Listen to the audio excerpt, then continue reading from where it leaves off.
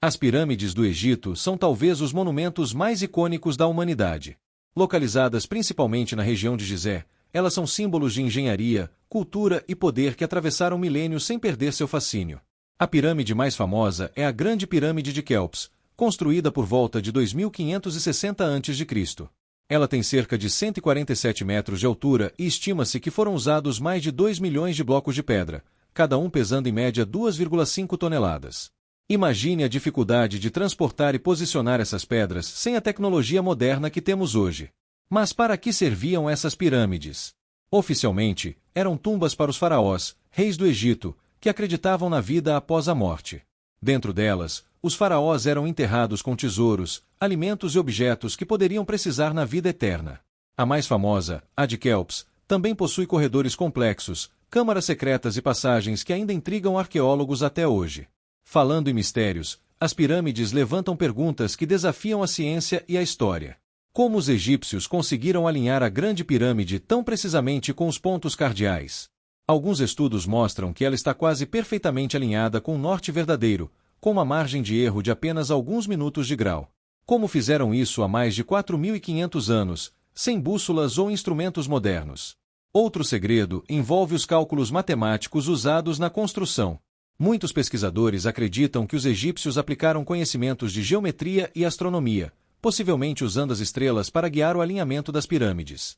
A relação entre a altura, a base e a posição das pirâmides também sugere que eles tinham conhecimento avançado sobre proporções e medidas, algo que ainda impressiona engenheiros contemporâneos.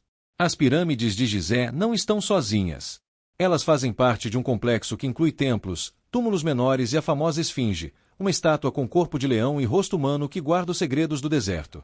A Esfinge também é cercada de mistérios. Sua idade exata e propósito continuam sendo debatidos. Alguns estudiosos acreditam que ela pode ser muito mais antiga do que as pirâmides, construída por civilizações anteriores. Um ponto fascinante é que as pirâmides foram construídas com técnicas e ferramentas primitivas, sem aço ou máquinas modernas. Acredita-se que rampas de barro, cordas e rolos de madeira foram usados para mover as pedras.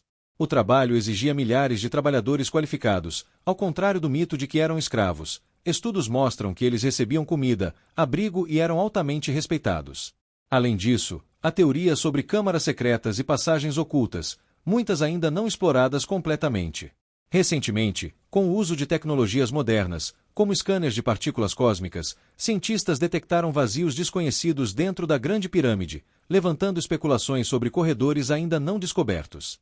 Mas as pirâmides não são apenas construções físicas, elas têm também um significado cultural e religioso profundo. Elas simbolizam a conexão entre a terra e o céu, representando a ascensão do faraó para a eternidade.